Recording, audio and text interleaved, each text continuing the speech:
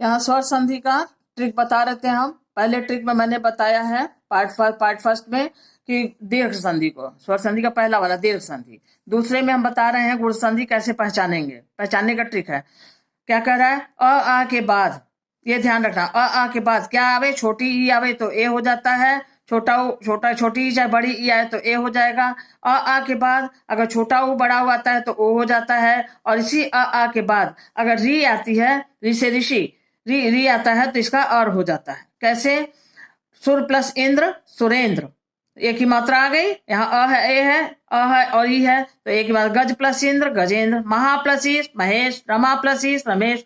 तो ये अ और आ आया, छोटी बड़ी तो एक ही मात्रा हो गई जो यहाँ पे लगी हुई है, सब पे एक ही मात्रा ऐसे लगती।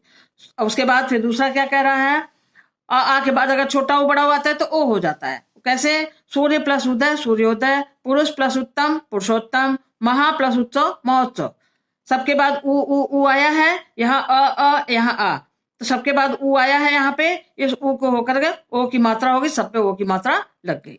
इसी तरह से अब री तीसरा वाला जो है री, मतलब आ के बाद री का अर कैसे होता है?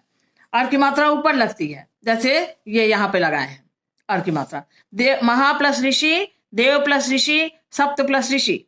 यहाँ आ है, यहाँ अ है, तो इसके बाद री आया है, इस री का अर हो गया है। अब वही अर की मात्रा यहाँ चढ़ी है, जो ऐसे लगती है वो यहाँ पे ऐसे लगी हुई है। तो ये ध्यान रखना है कि अ आ के बाद ई का ए, उ का ओ और री का और होता है, जो यहाँ पे एग्जाम्पल में समझाया गया है। ठीक है।